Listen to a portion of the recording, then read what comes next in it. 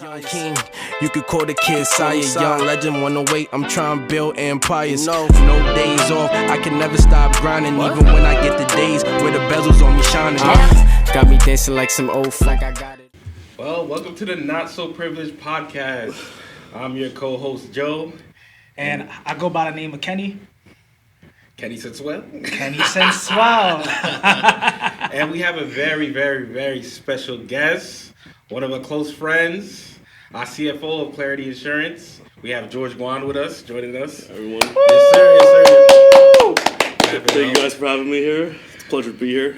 Very excited to be here. Thank you for coming. Yeah. Thanks for having me. It's very excited to be here. Very excited to talk about the finances of the world. Yes. We had a very, our last episode, me and Kenny had a very good discussion about finance. And me and Kenny, we thought, who we could bring our next guest, to have, that's really good with that financing and on top of everything. And first name that came up was you. So. Oh. That's from my heart, guys. Yeah, bro. I just wanted to ask you a couple questions first off. What do you think about the market now? Are we due for a recession? What do you think about what's going on? Yeah, so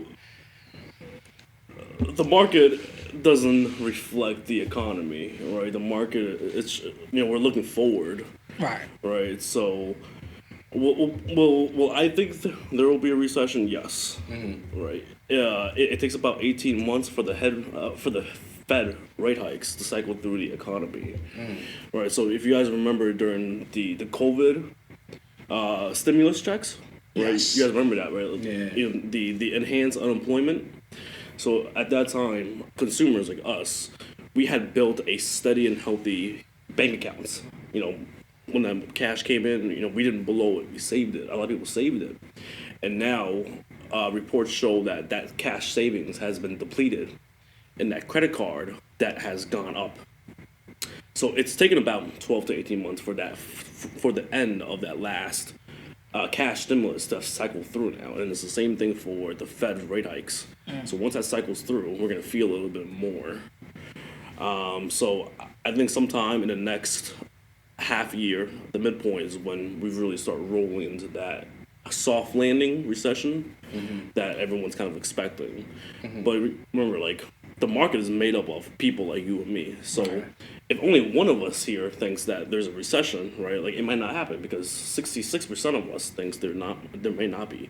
If all of us think there's a recession, there's going to be a recession because now all of us pull spending back, and we pull investments back, and we pull out going back, and we stop going out as much, and then that's what causes the recession, right? So it's the people that drive it. It's the fear and the greed that drive these market cycles. Wow. I'm not going to lie. Based off of that, I feel like we're in a recession. No, definitely. I've definitely pulled back. Definitely. Yeah. Haven't been going out too much. Haven't been traveling. Yeah. I've been literally watching my accounts. Day over day. And recently the price of oil has gone up. Yeah. Right, so a barrel of West Texas Intermediate, which is the benchmark for the U.S., right, it's topped not over $90 a barrel, right, and it hasn't touched this point since past year, right. So you guys go to the pump, gas prices are crazy. Yeah. Right, and gas prices is one of those things that in our own personal budgets, it's really volatile, right? So this week, if you spend $50 on gas, and your budget's $100, right? You might have a little bit more spending money. But next week, if you spend $80 on gas, then you got $20 left, and what are you gonna do with $20? Right? Yeah. So nowadays you can't do that with $20. you can't do nothing, right? And that's a result of inflation, right? From the stimulus money being released. From the rate increases that have happened over the past year, so there's a lot of factors going into it, and I think moving forward we should all be watching and budgeting our own spending. Yeah. And this is a sidebar. I just want the viewers to know, how did you get started with Clarity? How did you end up being the CFO of Clarity, bro? It's a wild story, actually. And so we take it back and how I entered finance, and I entered this realm that I'm in now, right? So growing up, I'm a child of immigrants.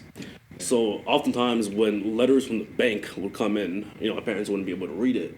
Whether it's, just a simple account statement, a credit card bill, or if the bank is asking for an additional piece of document, right? They might not be able to, fully read it. And again, this was, over 20 years ago. They're doing a lot better now.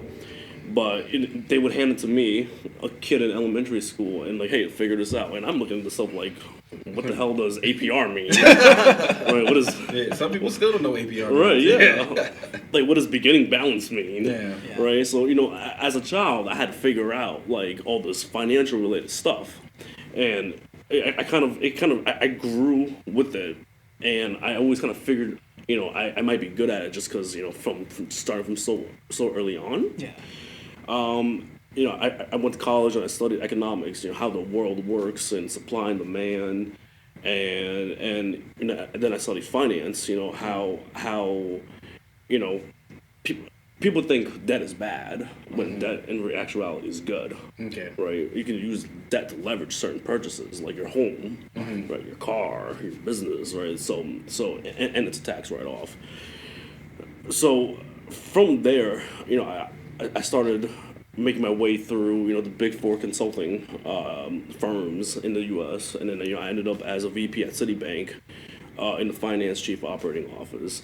So how I got started at Claire was when, Brian Kataya, our CEO, he was a Allstate captive agent, when we had the office on in Union Turnpike? Union Turnpike. Yeah.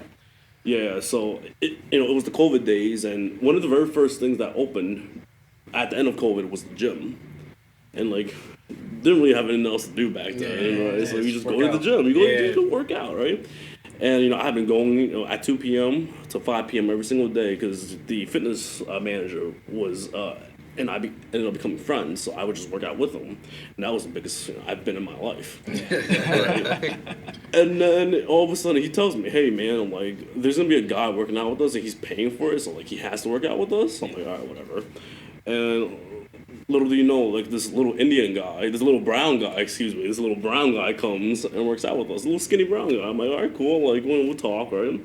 And he kind of just tells me that he's in insurance, and I tell him a little bit about myself, and he tells me about his goals and his visions of where he saw the insurance industry was headed towards, and how Allstate back in the day was, Brian saw that Allstate was beginning to take cuts on comp. And he had asked me to build him out a business plan on how to move forward with the transition from being a captive Allstate agent to where we are now as this $35 million agency with over 50 carrier appointments, with over 50 offices in 36 states. I put that plan together for him, and I'm like, hey, like you're gonna need certain people in place. You're gonna need staff. You're gonna need a sales director. You're gonna need a COO. You're gonna need a CFO, and all these people are gonna be doing specific functions of this job to get the company off the ground. And that's where he had asked me if I could be a CFO.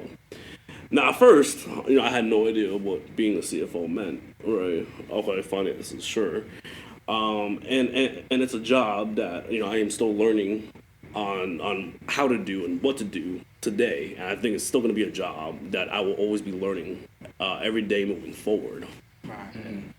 Yeah, bro, that's cool, bro. Yeah. Ended up the gym and then CFO next day, like that's really crazy. Yeah, it's kind of all my passions together, right? Working out, networking, meeting people, finances, managing a business. It's really like you just gotta get out there and find what your passions are. Yeah, exactly. Right, yeah, and bring them to life. Yeah. So I want to ask you, because like that's a crazy transition, right?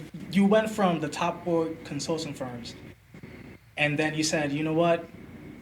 I don't want to do that corporate life. I want to build something from the ground up. Mm-hmm. Like, how was your experience going through that transition? So the transition was a wild one. If you recall, Kenny, you were there for that. I was. So the story goes, Brian, Kenny, and myself, we were sitting at the gate at JFK where LaGuardia wanted them on a flight to Florida. Yeah.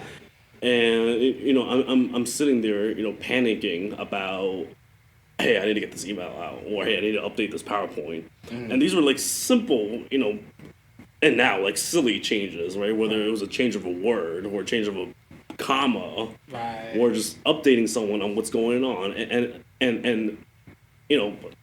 it was always made to seem like this was like if this wasn't done, the world was gonna burn down. It's like, first of all, we're not curing cancer. Right? So I'm sitting at the gate and I'm like, I put so much effort into, building my career at this, these big four consulting firms, and one day does it pay off? It might, it may not, but I figured if I can just focus that effort, all that effort and attention that I put into this consulting job, into something that we can build for ourselves, it'd be tenfold, 50-fold, 100-fold, right? And the results would be imminent, right? And the impact that you would make is so much greater than as opposed if you were number, 300,607 of a giant corporation, right? Sure. Like the things that we do here have an immediate impact on our clients, on our agents, on our franchisees. The impact that you would make at a large Fortune 500, specifically in the consulting side, is there are so many levels of red tape and bureaucracy that it needs to go through before anything gets approved, right? So Kenny, like, let's say you want to implement a new underwriting guideline, right? Like, what you say goes. Right. I mean, I have to get approval, but for the most part, right. it When you say through. goes, right? In the Fortune 500, it would be okay. I'll create it.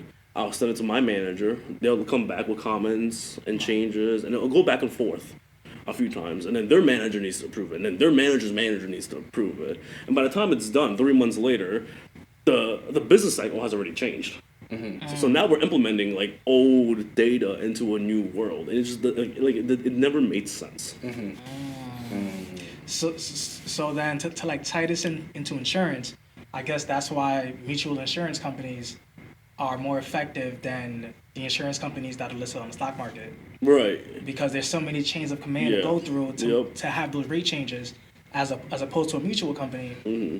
They don't answer to anybody. Right. So if they feel like they can make a change, the change happens right there. Right. Because the interest of these mutual insurance companies, it's for their policy holders. Right. Right. Whereas the Fortune 500s are in the interest of their shareholders.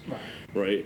So the interests are different. We on the mutual side, we want to look out for what's best for our clients and how we can do our best to service them.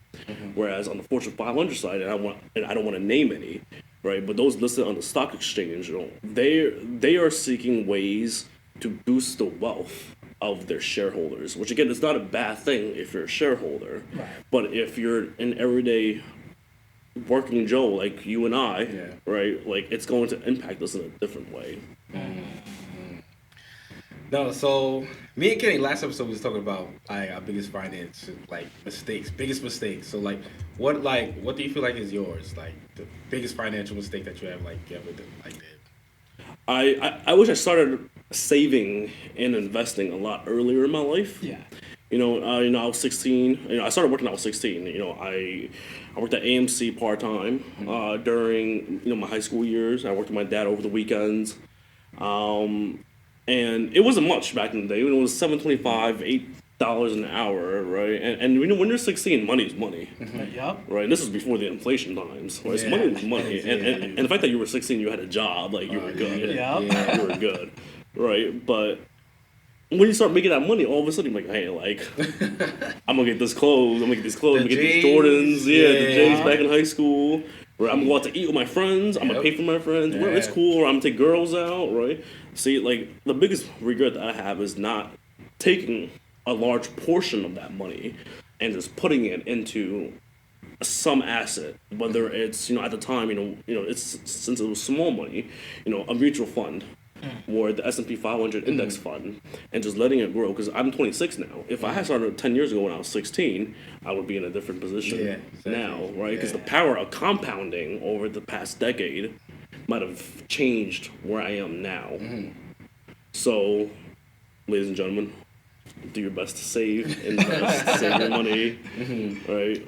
I mean, 10 years ago, you know what's funny? Me and my boy was talking about this. 10 years ago, we were, it's 2013, we were looking at stocks. And we were looking at both AMD and NVIDIA. At the time, I believe AMD was like $31 a share. NVIDIA was $7 a share. If you look at it now, it's probably 100 times over. Yeah. So NVIDIA gained over 200% this year. Wow. Oh, snap. Video games? NVIDIA. NVIDIA. It gained over 200. Just it's $200. So imagine back 10 years ago, like you put a couple $1,000s in and you just let it keep reinvesting, right? Yeah. Whenever you got dividends, instead of getting paid on it, you just kept buying more shares. Yeah. Right, and then that slow roll now became an exponential growth instead. Right, so we've all been at fault of making the same mistakes, right? Yeah. That's why we work hard. Yeah. That's why we work hard now. We do our best to help drive the growth of the company. We do our best to service our clients, to keep them coming back, keep their friends and their family coming back, and just expand our own horizons. Yeah. So, question for you. What are the most common financial mistakes people make? The most common one is living above your means. Right. So, let's for example, let's just say you're making $1,000 a month. Yeah. Right. You should be saving a good 20, 30, 40% of that. Just tuck that away. It goes right into the savings, or right into the S&P 500, right into the stock market, and whatever. And for the rest, you want to divide it up into your needs, your wants, and your aspirations, right? So your needs will be like your rent, right? Your wants is like a BMW. In my case, a BMW. Right? Your needs are your food, right? Yeah. But if you're not making enough to eat out at a 5-star restaurant every day, right? Don't do that. Right. If you're not making enough to service a BMW, M series, don't do that. Right. So living above your means is what keep most people in debt. Right. Because now they have that specific image of that their friends want them to see. So now they're going to go into debt to keep funding that image and that perception of themselves, when it shouldn't matter. It shouldn't matter how your friends perceive you. Your friends should perceive you in the way that is your core, is your character. Right. Or is are you hardworking? Are you ambitious? Or do you have a good head on your shoulders? It shouldn't matter what kind of car you drive, or where you eat, or where you live. Or it's about your own drive and your motivation to get things done, to be better, right? To climb out of that rat race. I do feel like social media plays a part in that. Like, people thinking there's like social media. All you see is good on social media. You never see somebody on. But it's unrealistic. It's unrealistic, It is. right? Yeah. Like, nowadays women want you to be 20 years old, 25 years old, be a millionaire, own a company, drive a Bentley, live in a $2 million house. Yeah. And this is all while you're 20s. Yeah. Right? Like, wealth is a long-term game. Yeah. Right? That's There's a you can say saying. that again. You can say that again. Wealth is a long-term game. Right? Did I hear that? Right. There's a saying, right? Money talks. Yeah. Right? But what you don't hear is wealth whispers. I like that. I like that. I like that. I like that. No, definitely. Yeah, I do feel like social media. All you see is people that getting new cars and all that, and they just like you can fall into the trap and just like want to like buy a new Beamer when you get in like what $1,000 a month, and your rent is like half of that. It's I've been telling you guys for the past month, like, man, I want a new Beamer. I want a new BMW. No, but George, it's time. It's time. You're definitely in a good enough position where you can do it. No. It's I like my Mazda. It's low insurance, low gas, no car note, right? I'm going to drive it until the wheels fall off. Hey, look, the no car note, that's the best part. Yeah. Yeah, that is the best part, right? Because now I can take that money and go on a trip. Yeah. Or, tuck it away into a fund. Yeah. Right? Or just, take my parents out. Take a girl out to eat, right? Take care of myself. Yeah. Right? Invest in yourself. right? Plenty of things to do. And besides, we all know a car is a depreciating asset, Yeah, exactly. Yeah. right? Like, those two words are contradictory. Depreciating and asset are contradictory. Assets aren't supposed to depreciate. It's supposed to appreciate. Exactly. All right. Right? But it's an asset in a way where it gets you from point A to point B.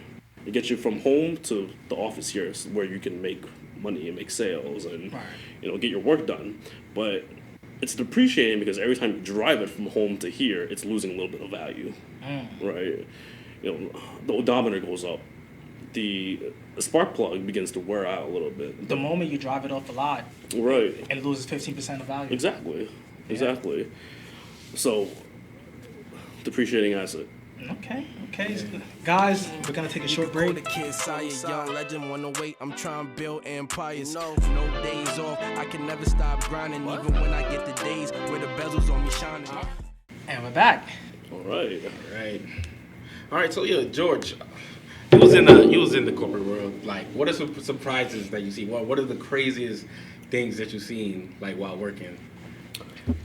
Some of the craziest things I've ever seen working was, again, those PowerPoint slides, all right? It'll be 4:30 on a Friday. It'll be 4:30 on a Friday, and a comma needs to be edited before end of the day. It's like, you're just trying to go home, you're done. The craziest thing I've personally done was put together a client presentation deck. Yeah. That was supposed to be due to the client December 23rd. Now, we all know that December 20th on until like January 15th, no one is looking at anything. So my director on that project insisted that we get it out. And little as you know, January 15th came, and then that's when they looked at it. Wow.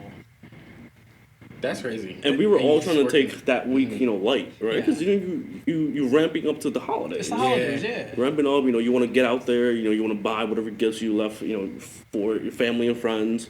You want to get out there and see your friends, have a drink with them, catch up, see what's going on in their lives, see what the plans are for the new year. Yeah. And we were all working until 8, 9, 10 p.m. The 21st, the 22nd, the 23rd, to get something out that they weren't even going to look at. Right? And again, like, we're not curing cancer. Yeah. Facts. Right? We're putting together a PowerPoint. You can wait, right? Now, I understand that someone's laying on the table and, like, dying. I mean, all right, maybe we should, like, fix that problem for now. Right? Yeah. But, like, come on, right? That's tough, man. I don't. Me personally, I don't think I would last in corporate world. It's tough. It's tough, and we experience some of the same things here at Clarity. Yeah.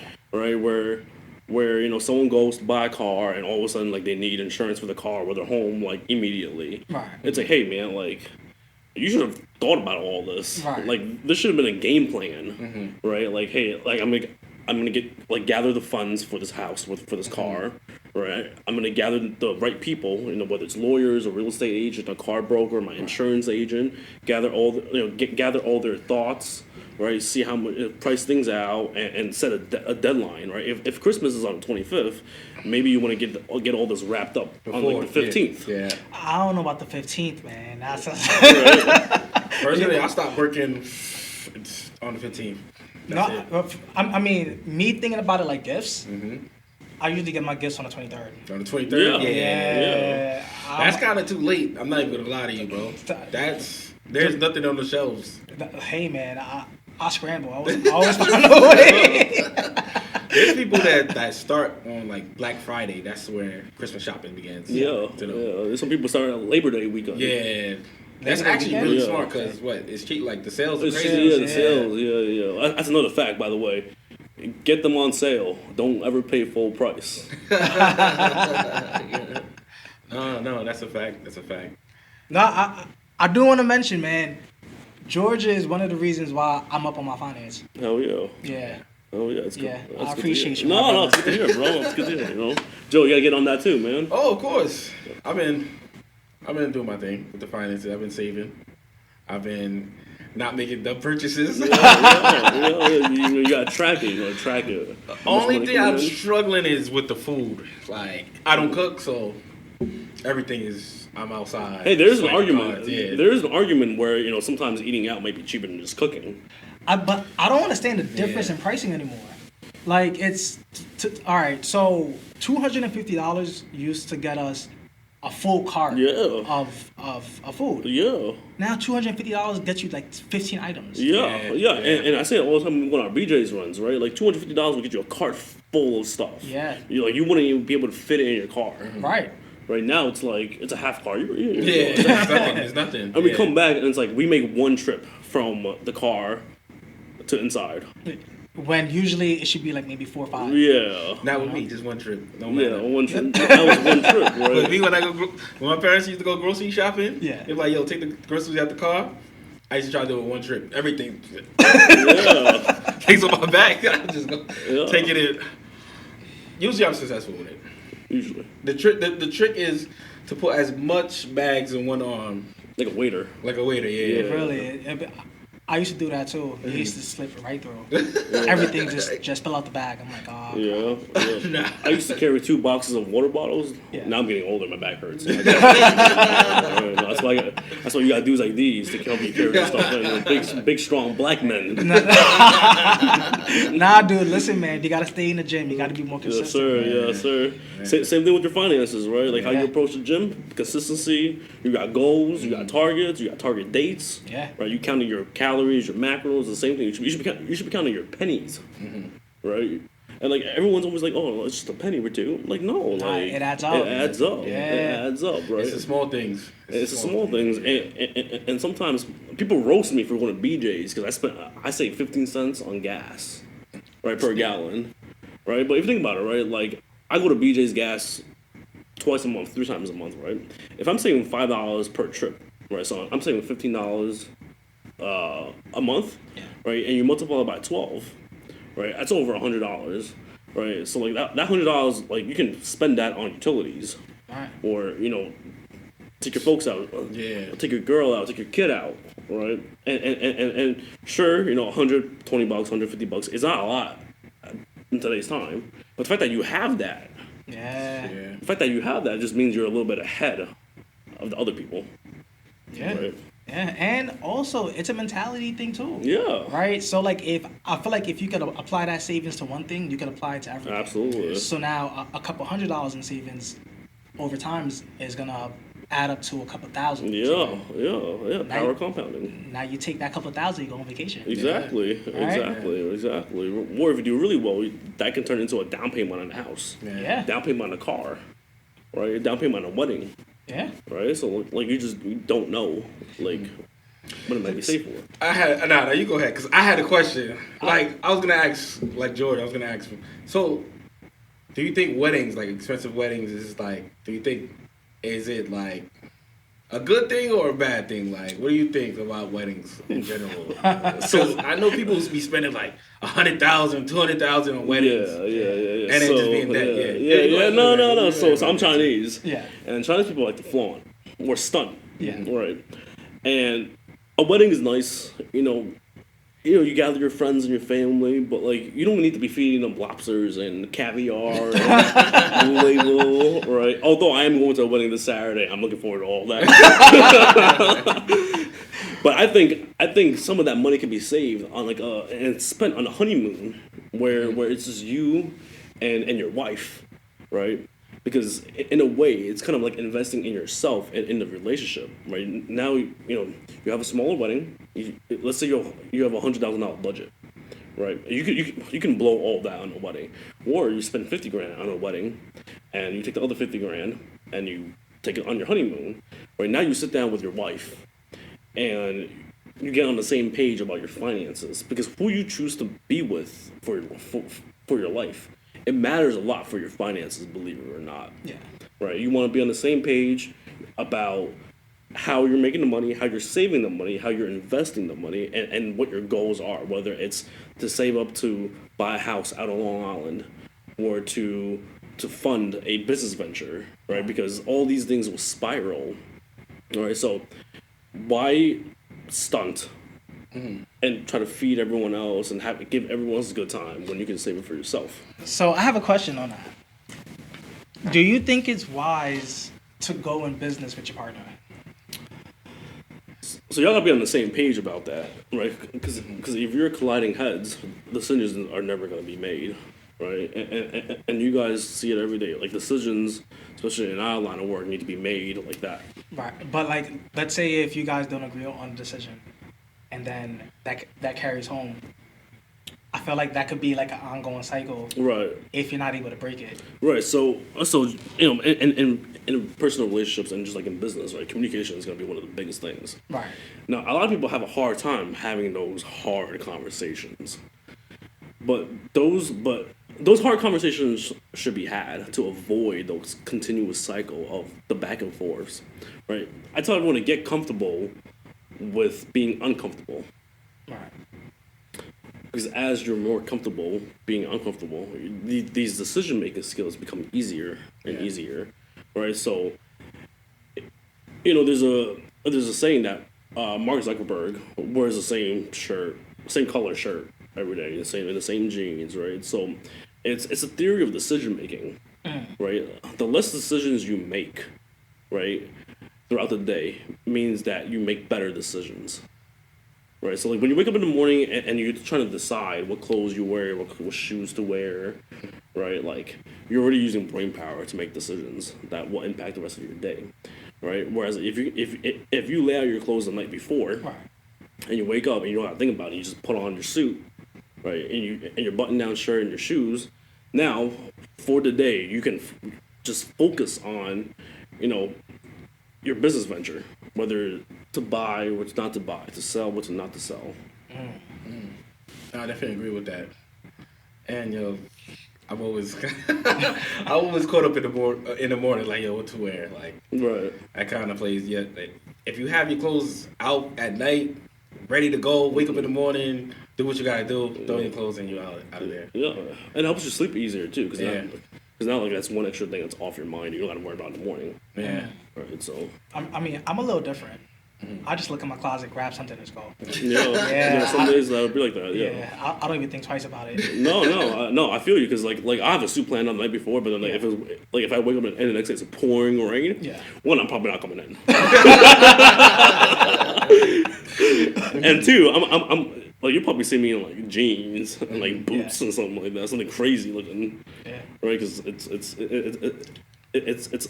an audible. You call it football, right? It's an audible. You call an audible in the morning, right? But those plays usually don't work out, right? So, And so, what tools do you usually use like to like manage your finances? Like, is there like a certain like, do you have like an app you use to track your finances? Like, how do you usually track it? Yeah. So, this is not an advertisement, but for Mint is a great app to use on your personal devices, on your iPad or your iPhone. Basically, what it is you connect all your accounts. You know, your cash checking account, your savings account, your brokerage account, your high yield savings, all your credit cards, your debts, your loans, and what it does is that it calculates what your monthly cash flow is. You know, if you got $1,000 coming in, you got $500 coming out, or you're positive $500 for the month, right? It creates graphs and tools that let you better visualize how your life is looking, right? So visualization is really important in finance, right? Because on your phone, if you see the chart moving upward, it's going to give you motivation to keep driving that upward, right? But if you see it flatlining, you're not going to feel so good about yourself. If you see that line going down, your net worth going down, you're not going to feel great about yourself. Oh, man. Right? And then you're going to see that, and you're going to want to change that about yourself. Like, what can I do better? Right? Can I cut out eating out 3 times a month? Right? Can I downsize my apartment? You know, like if I have 2 bedrooms and just me, maybe can I go down to 1? Right? Like, it lets you set goals for the next year, 2 years, 5 years, 10 years. Do I want to buy a house in 10 years? Right? Like, plug it in. Right? How much money do I need to save a month? How much growth do I need a month? Right? And once you get comfortable enough, or once you get busy enough, you can start offloading some of that work to a financial advisor, you know, at a bank. So that's what I have been doing the past couple of days. It's kind of offloading some of that stuff. Because now that we've gotten busier here at Clarity, you know, I can't really sit there and watch CNBC or read the Wall Street Journal all day, right? You just have a dedicated person to just do that for you. And actually, my banker's on call at 3:30, but I'm gonna have to push it back because we're having a good time here. Yeah. So, I want to ask you too. All right, I have a lot of questions to ask. Yeah, go ahead. All right. So, I don't know if you heard stories about athletes Yep. and their financial advisors taking advantage of them. Mm-hmm. Do you ever worry about that? Yes and no. I think a big part of it is your own personal understanding of how things work. Because if you don't know how things work, how are you going to track what's going on in your own life? Right. And communicating with your banker, with your financial advisor is important to communicating your goals. Right. So a lot of athletes, when they come into money, they typically don't come up or grow up with a lot of money. Right. So to them, it's like, oh my God, I made a ton of money. I need to go buy a new Lambo. Right. It's not the best decision, right? Especially if you're in one of those tougher positions like a wide receiver where you take a lot of hits. Yeah. Right. So we take Tom Brady for example, right? He's got TB12, right? And a lot of the money that he's in his network is about $400 million, and a lot of money that he makes from his NFL contracts kind of goes into his own brand. Wait, time out. You said $400 million? Yeah. Wait, what? Yeah, 400? yeah, 400 million. Yeah. 400 million from his Hertz sponsorship, from TB12. Yeah. From his brand deals, right? From him being a lead analyst at ESPN, right? So he's one of the guys that moves money into things that will continue to generate further appreciation, right? So again, if we went to the Mark Zuckerberg example, he doesn't drive a Lambo or a Bentley. He drives a little Honda Sportback, right? It's not crazy expensive, but it does the same job as a Lambo. It gets you from point A to point B. But rather, he focuses on how to make the world a better place for humans and society, and that's where real value creation is. Right? Like you shouldn't be focusing on yourself and how I can make wealth for myself. It's how can I create value for my fellow people? Like how can I create something that makes their lives easier? Right? And then the cash flow will follow after. I've heard somebody say that before. I'm trying to remember the name. I think it was Jeff Bezos who said that. Yeah. If you focus on creating something that society needs, the money is always gonna follow. Yes. Yeah. Yeah. Because you're not thinking about yourself. The selfish people get burnt. Right? And we've seen it time and time again. Yeah. Right? Whether it's in business or in sports or in whatever industry. Right? Like because now you're getting too ahead of yourself. Your head and your ego is getting too big. Right? Like nothing should ever be about you. It should be about what you can do for others. So speaking about having the world being a better place and everything, what do you think about AI? It's in the future, like, do you think it's gonna help, or do you think it's gonna hurt? I think AI will help and hurt. I think it will hurt in a sense where a lot of people will be out of jobs. Yeah. Where a lot of jobs can be automated, and one of my biggest concerns is like Skynet from the Terminator movie, right? Or the Rise of Skynet, Yeah. right? And it's gonna happen whether we like it or not. But it's crazy because at the there was a game, there was like robots at the game. I forgot what game was it. Wait, at like a football game? At a football game. Oh wow. I don't know if it was. I don't think it was. I don't know if it was the Colorado game or it was a football game, and it was the AIs there, like robots there at the game. Wow. And I was just looking at it. I was like, No, yo. like what were the robots doing? They was there just watching the game. They was like walking around. Like I was like, what the fuck? Like, what is going on? Like we're just like I feel like figuring out AI. And it's like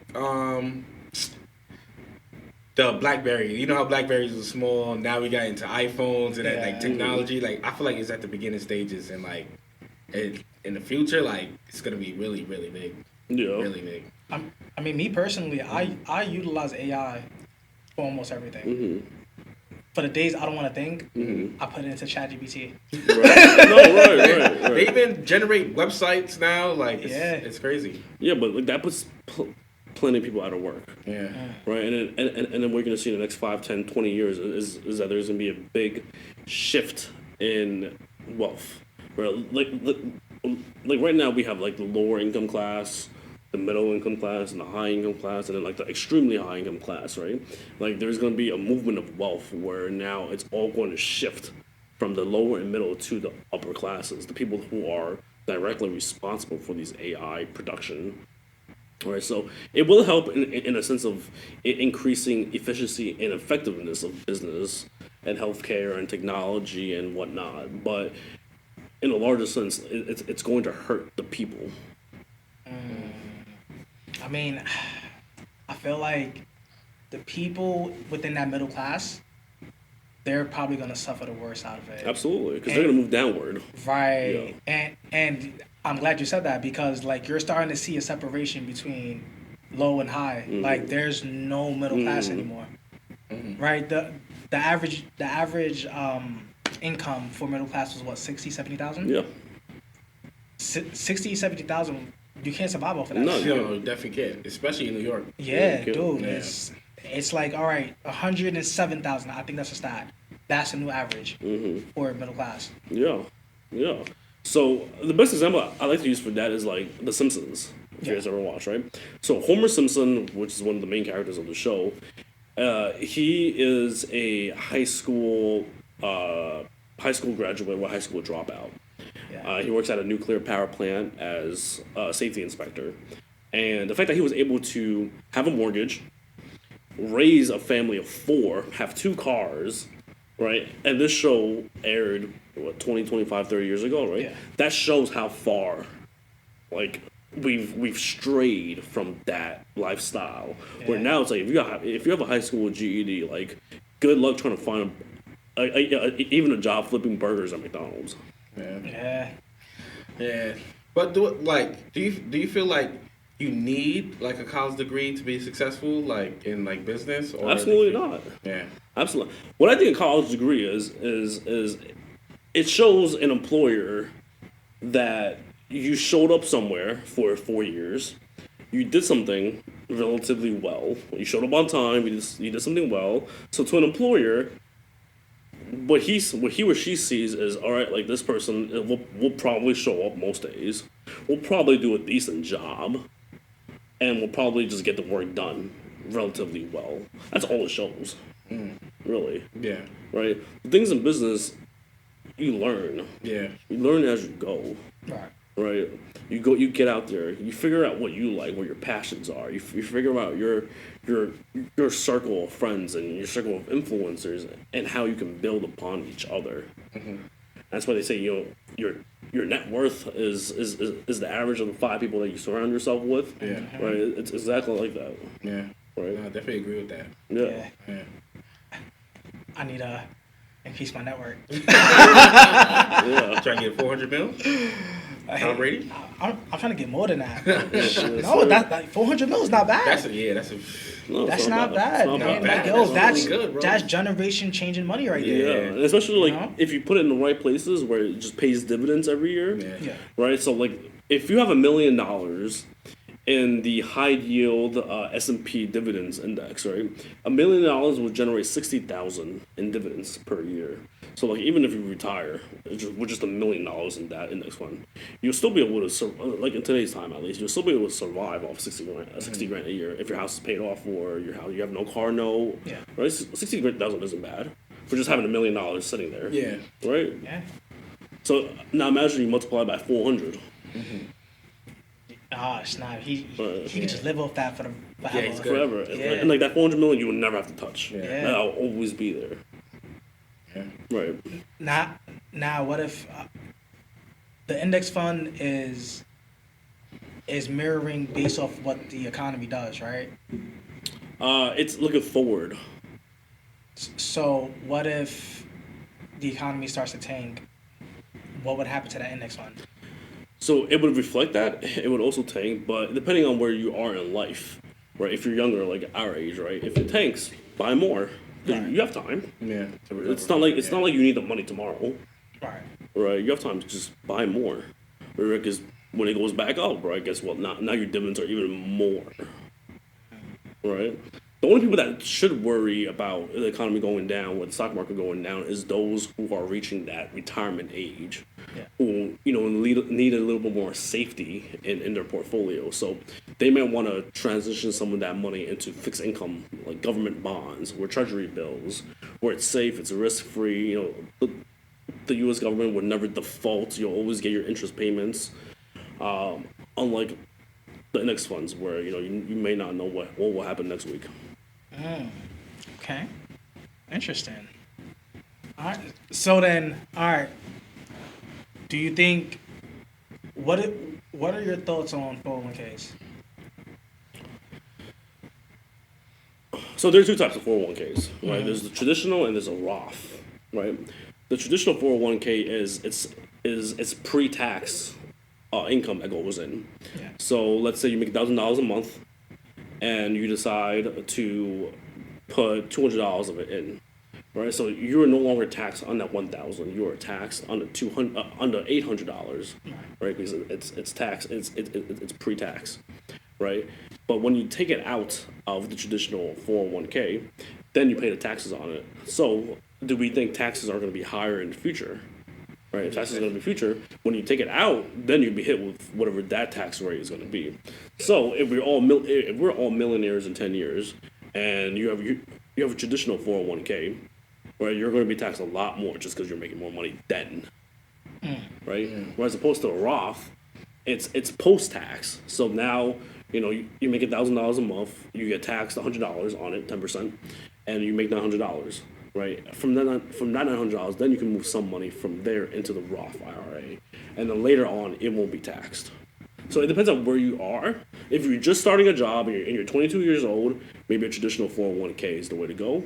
But for people like us who are in the mid to late 20s now, who have made some money, and you have money sitting around, you can go ahead and start up a Roth IRA because your money's already taxed. Why would you want it taxed twice? Right, Makes moving sense. into it, and it caps out at $6,500 a year. So it's not a lot, but again, compounding. You want to compound that, right? Because the whole point is the tax advantages that come with it. All right, and no one likes taxes. Yeah. Hey, No one likes taxes. You know? hey, IRS. Look, I love taxes. I love taxes. Please don't search me. I want no problems. No, this is good though. This is good. All right. No, I have a question. Go ahead. So, in your opinion, right, what are the main principles for establishing financial success? Right? Because if you give somebody $1 million, if they don't have that like foundation, that as fast as that million comes, that million could go. So, what's your foundation? It's education, right? There's a saying: you give a poor man $1,000, he comes back with an iPhone. You give a smart man $1,000, he's gonna come back with $10,000. Yo, so if I give you $1 million, what you gonna do? Like, if I give you $1 million right now, what are you doing exactly? Like, Yeah, no. First, I'll ask you questions, right? And most financial advisors or people that try to give you advice don't, right? They always tell you, "Oh, you should do this, you should do that," right? But it's like it's not your money, or it's not your risk, right? And going back to like, educating yourself is so important, right? And that's why a good financial advisor will ask you, "What's your risk appetite? How long can you go without this money? What do you think that's going on in the market? How do you feel yourself when you go out and spend money? Have things gotten more expensive? Has your shopping cart gotten a little bit more empty? Has gas gotten more pricey? yeah, sound like today's You market. you pay more taxes, right? Like, what are some of your concerns? Do you want to pay less taxes? Do you want to build something for your children? Do you want to retire your parents? Is one of your goals to buy a house or a wedding, right? So if you're aggressive and you had $1 million and you did not want to manage it yourself, and you were to give it to me, what I would do is I would put it into a BlackRock fund. That one, since it's $1 million, you'd be considered a high net worth client. A certain percentage of that money will go into equities, a growth sector, because you have time. So we want things to grow. Unlike like value. So like if you put your money into Coca-Cola, for example, they've been established for hundreds of years now. It's not going to grow, right? But it's safe. But it's safe, right? But you said you were aggressive. Yeah. So let's put a portion of that money into, AI. Let's put some of that money into technology, into energy, into financials, right? Let's put a portion, 15% of that cash. Let's put a portion of that into hedge fund strategies, right? Let's put 15% of that into alternative investments. Let's put 10% of that into commodities, gold, oil, silver, platinum, right? Commodities are getting more rare as people are extracting more and more out of the earth, right? And then, we want to hold some in cash for you.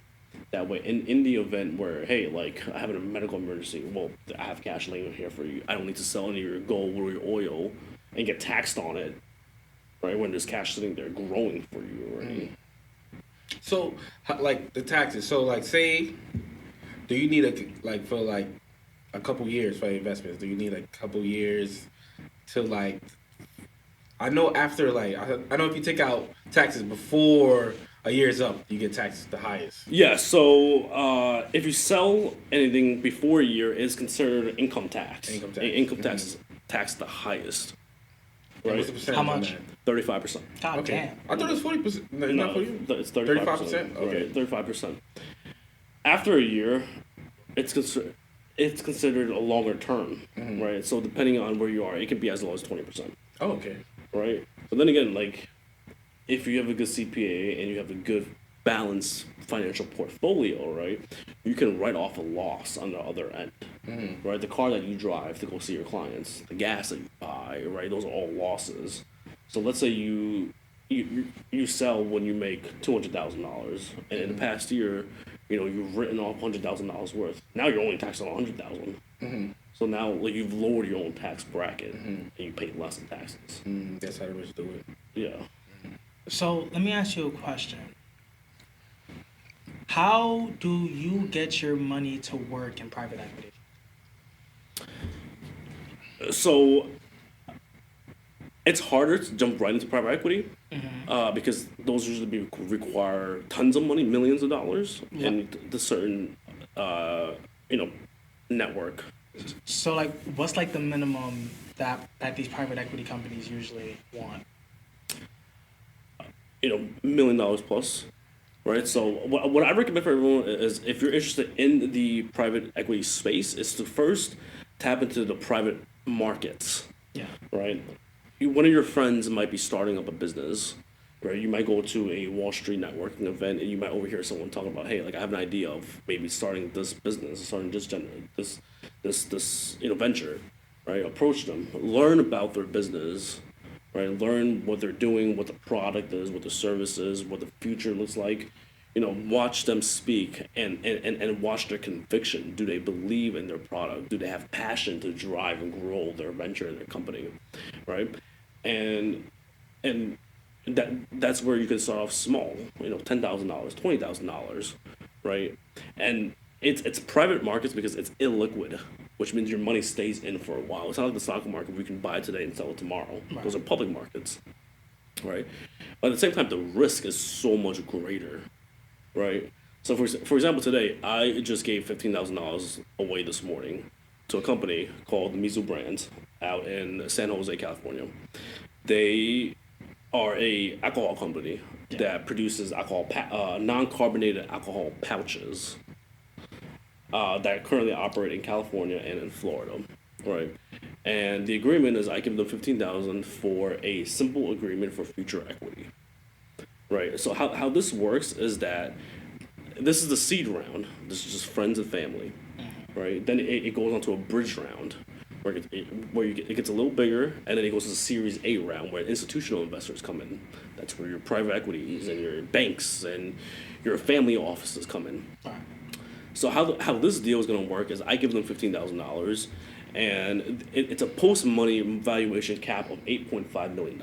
That's the cap at Series A, right? So if we're assuming that at Series A, a bank comes in and funds the rest. If, let's say, they have, before Series A, they have $500,000 in capital. A bank comes in and gives them $8 million. They're capped at $8.5 million. And let's say we're assuming that there are 1 million shares outstanding, right? So if there's $8.5 million valuation at 1 million shares, each share is worth $8.50, right? I would get those shares at 80% discount. So instead of paying $8.50 for my $15,000, I would pay $1.70, Oh damn. right, of preferred stock. Sheesh. And effectively, I will quintuple my money from $15,000 to $75,000 at Series A, right? But at Series A, it's harder to sell because you can't just sell to anybody straight. It's like, hey, Kenny, like, do you want to be a part of this? Or Joe, do you want to be a part of this? And I can give you some of my shares, right? But it's a little more difficult. So again, it's about getting out there and meeting people and educating yourself and finding and identifying opportunities. But again, the risk is higher, right? Like, where else can you quintuple your money? Hey, look, high risk equals high reward. Yes, sir. So if you're not willing to take that risk, then you're not going to see that kind of reward. Yes, sir. Yeah. Yeah. Well, yo, George, we have to have you back again. Yes, we do. We have No, to. this is a We great have to. time. Yeah, This is a great time. It's been good. No, you guys have asked the great questions. I think, a lot of these questions are on the mind of, the younger viewers. Yeah. Right. And, oftentimes, people don't know where to even start. Yeah. Right, and there are resources like TikTok and Instagram where they just try to push information onto you. Like, this is what you should do, right? You should open up an LLC and do this and do that. But it's like, what is the purpose of opening up an LLC in the first place? Right. Right. You need to discover your own passion and your own drive and your own growth, right? Just because someone is doing Airbnb doesn't necessarily mean you should hop on it, because by the time you hear about it, that opportunity is long gone. Yeah. Yep. Yeah. I learned that the hard way. That is long gone, right? Yeah. So take what you can on the fundamental level: budgeting, financial tracking, performance, trends, right? And now implement that into your own lifestyle to figure out what you like and what you want and what you see. Yeah. Yeah.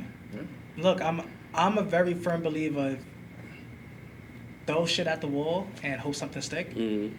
But I think I'm getting old enough where I need to stop doing that. No, we're at the point Yeah. where now we throw something on the wall and there's a target, and we Yeah. throw it onto the target, Right. and then we don't know it will stick. Yeah. And that's what separates, people in the market today, is everyone is trying to throw stuff at the wall, right? And there are people like us that when it falls to the ground, we take it, Right. right? Don't be one of those people. No, for real. Well, I mean, yo, George, it was good having you, bro. Thanks for having me. Definitely gonna see you around. Yep, I'll be right there. Appreciate you, bro. And that's all. We'll see you guys next episode.